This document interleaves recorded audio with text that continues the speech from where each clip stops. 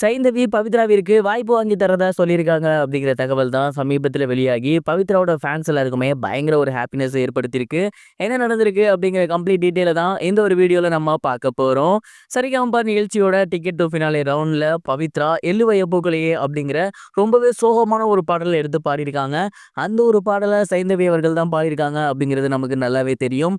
And அப்படிப்பட்ட பாடலை எந்த ஒரு குறையுமே இல்லாமல் சூப்பராக டெலிவரி பண்ணியிருக்காங்க பவித்ரா. இதை பார்த்து அங்கேருந்து எல்லாருமே பயங்கரமாக ஷாக் ஆகியிருக்காங்க. அங்கேருந்து எல்லாருமே சொன்ன விஷயம் இதான்.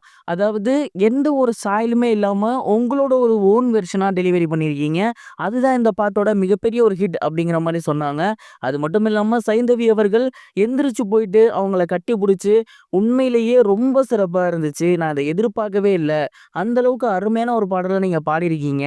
நீங்கள் ஒரு பிளேபேக் சிங்கருக்கான அனைத்து தகுதிகளும் உங்களுக்கு வந்து விட்டது அப்படிங்கிற மாதிரி ரொம்பவே சூப்பரான வேர்ட்ஸை பவித்ரா பார்த்து சொல்லியிருக்காங்க. இந்த பாட்டை எத்தனையோ பேர் பாடி நான் பார்த்துருக்கேன். ஆனால் நீங்கள் டெலிவரி பண்ண விதம் அப்படிங்கிறது உங்களோட ஓன் ஸ்டைலாகவும் இந்த பாட்டோட இன்னொரு வெர்ஷன் மாதிரியும் இருந்துச்சு. உண்மையிலேயே நீங்கள் கண்டிப்பாக மிகப்பெரிய ஆளாக வருவீங்க. எனக்கு தெரிஞ்சவங்கள்ட்ட சொல்லி கண்டிப்பாக உங்களுக்கு நான் ஒரு பாடல் வாங்கி தரேன். அப்படி இல்லைனா இதுக்கப்புறம் நான் ஒர்க் பண்ண போகிறப்ப அங்கே கண்டிப்பாக உங்களுக்கு நான் ஒரு சான்ஸ் வாங்கி தரேன். இது என்னோட வாக்கு அப்படிங்கிற மாதிரி பவித்ரா கிட்ட அவங்க சொல்லியிருந்திருக்காங்க. அண்ட் இந்த ஒரு விஷயம் அங்கேருந்து எல்லாருக்குமே பயங்கர ஷாக்கிங்கை கொடுத்துருக்கு. பவித்ரா அவர்களுமே ரொம்ப எமோஷ்னல் ஆகி அவங்க கிட்ட தன்னோட அன்பை கட்டி பிடிச்சி வெளிப்படுத்தியிருக்காங்க. ஏற்கனவே பவித்ரா அவர்களுக்கு 2-3 சான்ஸ் வந்திருந்தது தெரியும். அதை தொடர்ந்து இப்போ சைந்தவி மேமுமே உங்களுக்கு சினிமாவில் நான் ஒரு சான்ஸ் வாங்கி தரேன் அப்படின்னு சொல்லியிருக்குது. அவங்களோட லைஃபுக்கு மிகப்பெரிய ஒரு ஹெல்ப்ஃபுல்லாக இருக்கும் அப்படிங்கிறதுல எந்த ஒரு சந்தேகமும் கிடையாது. பவித்ராவிற்கு சினிமா இண்டஸ்ட்ரியில் இது ஒரு மிகப்பெரிய ஹெல்ப்பாக இருக்கும் அப்படிங்கிறதுலையும் எந்த ஒரு சந்தேகமும் கிடையாது. சைந்தவி மேம்க்கு தான் வாழ்த்து சொல்லணும். அதை பவித்ரா அவர்கள் அங்கனே ரொம்ப எமோஷ்னலாக ஷேர் பண்ணிட்டாங்க. இதை பற்றி நீங்கள் என்ன நினைக்கிறீங்க? மறக்காமல் கமெண்ட் பாக்ஸில் ஷேர் பண்ணுங்கள்.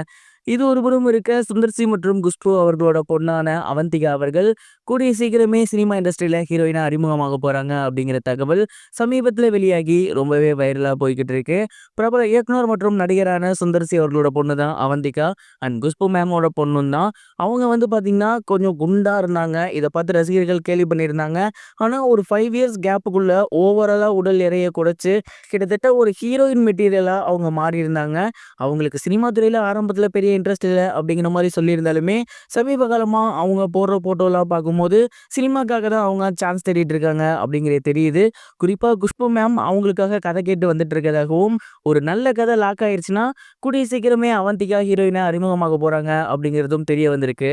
ஏற்கனவே குஷ்பு அவர்களோட மூத்த பொண்ணு சினிமா துறையில் தான் இருக்காங்க. டைரக்டர் ஆகணும் அப்படிங்கிறதுக்காக மணிரத்னம் சார்ட்ட அசிஸ்டன்ட் டைரக்டர் ஒர்க் பண்ணுறாங்க.